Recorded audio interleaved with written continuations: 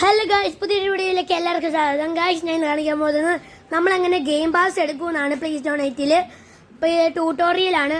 നിങ്ങൾ 3 ഡോട്ട്സിൽ പോയിട്ട് ക്രിയേറ്റ് കൊടുക്കുക. ക്രിയേറ്റ് കൊടുത്തിട്ട് നമ്മൾ എക്സ്പീരിയൻസിൽ ചെന്ന് ക്ലിക്ക് ചെയ്യുക.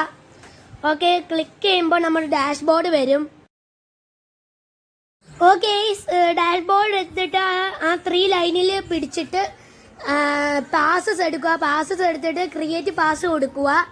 എന്നിട്ട് നമ്മൾ നമ്മുടെ ടിക്കറ്റിന് എന്ത് പേരിടും, നിങ്ങൾക്ക് ഇഷ്ടമുള്ള പേര് നിങ്ങൾക്ക് ഇടാൻ പറ്റും.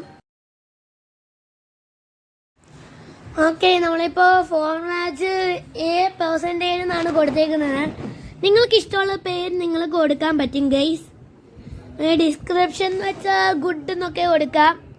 ഓക്കെ, നമ്മളതിന് ക്രിയേറ്റ് പാസ് കൊടുക്കാം.